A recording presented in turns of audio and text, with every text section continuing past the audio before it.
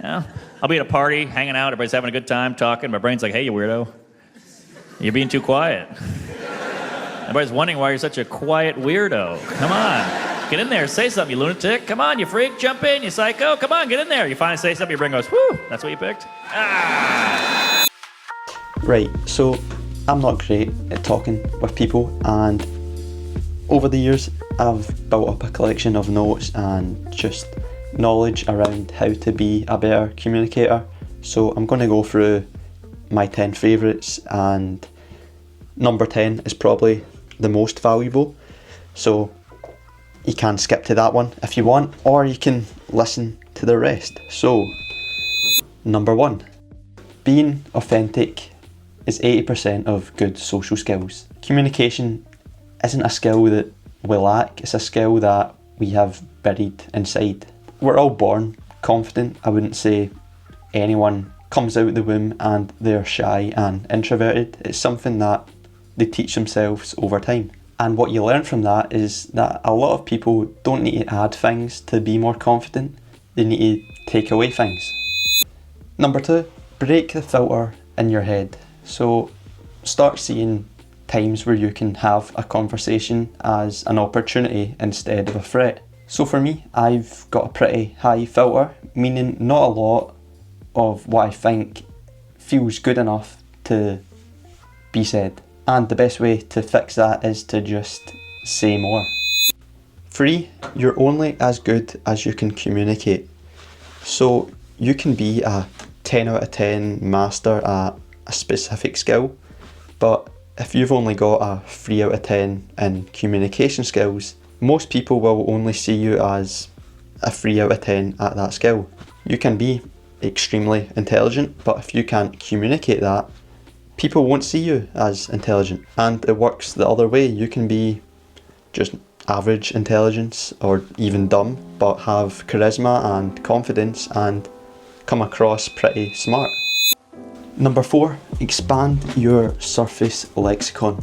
So your lexicon is a fancy way of saying vocabulary, and your surface lexicon is the 1,000 to 3,000 words that you use most consistently. But you also have a deep lexicon where there's 20,000 to 30,000 words. For example, if someone asks you, how was the steak? You might reply with, good, right? That's the surface lexicon word that just comes to mind. Even though you know words like succulent or juicy or however else you would describe a steak, you know those words, but they're just not in your surface lexicon yet. And so try to push some of those words into your everyday vocabulary could be useful. Number 5, stop starting a sentence without knowing where it's going.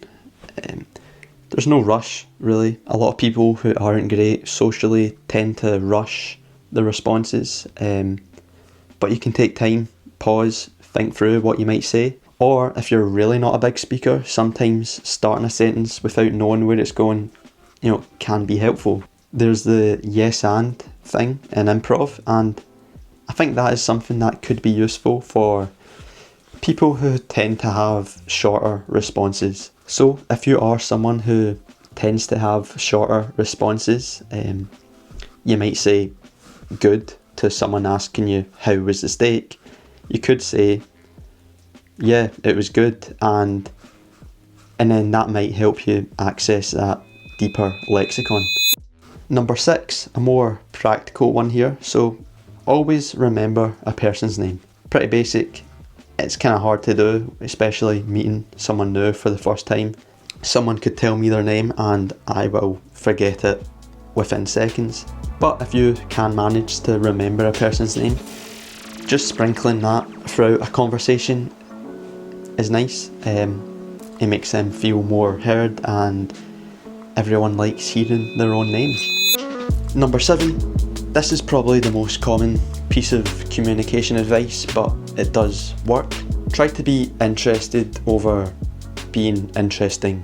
Basically, try to get interested in the other person as much as possible. Even if you're not, which in a lot of cases you might not be, but just showing a curiosity towards someone and asking loads of questions It takes pressure off you and it makes them feel valued. Number 8, say you're right rather than I know. Right, pretty basic one, but a simple change of words and it just makes you come across nicer. I just went for my first run there. It makes you feel great afterwards. I know, I actually run myself. I just went for my first run there. It makes you feel great afterwards. You're right, I actually run myself. You deserve an Oscar for that performance. Number 9 is a big one. It's learn the 5 foundations of great communication. So I could make a whole video on this, but I'm just going to list through them very quickly. Vary your rate of speech, experiment with different volumes, add variation to your pitch, pay attention to your tonality, and embrace the power of the pause. I would just pick a specific one and try and work on that for a week or 2. So for me, the tonality is a big one. I tend to not move about much when I speak, and that affects how you come across. I'm very monotone, but it's pretty hard to be monotone when you're showing your emotions physically. And number 10, don't take all this communication stuff too seriously. If you're like me and you're more introverted and you're not great socially, there's a good chance you'll be overthinking all this stuff. I've learned a lot of great things around communication and being better in a social environment. I'm still kind of shit. And learning about all this stuff, watching videos like this is great. And if you can apply some of these things, you will be better than the average person. But really, all that matters is that you're putting yourself out there, you're practicing, you're not being hard on yourself, and you're okay with fucking up sometimes, and you're fine with being socially awkward or not a great communicator, because all that stuff will come with time.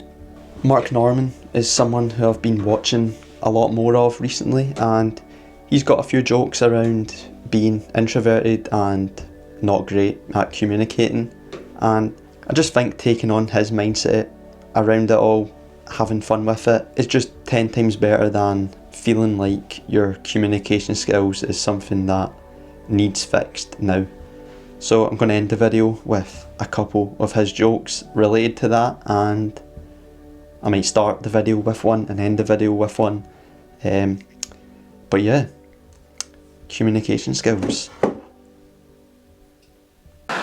You guys are the real heroes. You guys are the ones just walking in your office break room, just bebopping and scatting off the cuff, no net, you know? You walk in like, hey, Bob, how was your weekend? I'm like, oh, that was good. How'd you know to say that? Holy hell. What'd you take, an improv class? You're like Miles Davis over here. Holy moly. Wow.